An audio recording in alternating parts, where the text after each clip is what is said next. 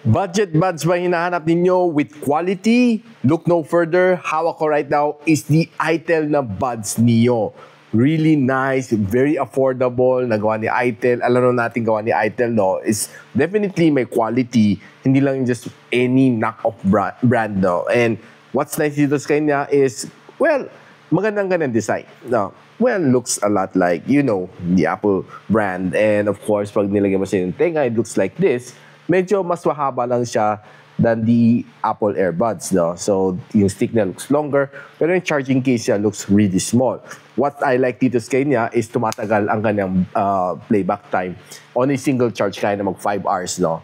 And on kasama tong case ito, it gives you 25 hours of playback time, which is definitely solid. Nagamit ko siya, no? Nung nag-trip ako recently, tong Holy Week. And bit-bit ko lang naman to, suot-suot ko siya. And tumatagal naman, no? I think, halos pag-uwi ko, hindi pa ako nag-charge eh. So, quite good, no? I went on a 4-day trip. Pag-uwi ko, okay pa rin siya, hindi pa ako nag-charge. Kasama itong charging case na to. So, definitely okay.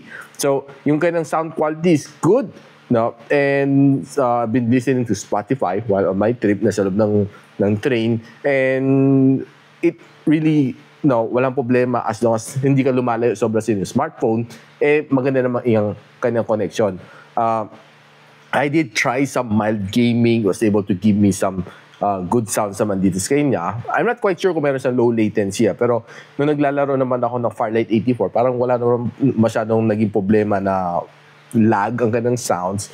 Pero definitely okay siya if you're watching videos sa YouTube, if you're just simply playing games or just simply listening to Spotify, no? Okay na okay itong buds na ito, tumatagal. I love yung kanyang quality, and kung gusto mong naghahanap ka talaga ng mga budget na buds, you can consider this one, si ITEL Buds Neo. I'll post the link on the description or just simply click the yellow basket. Simple lang.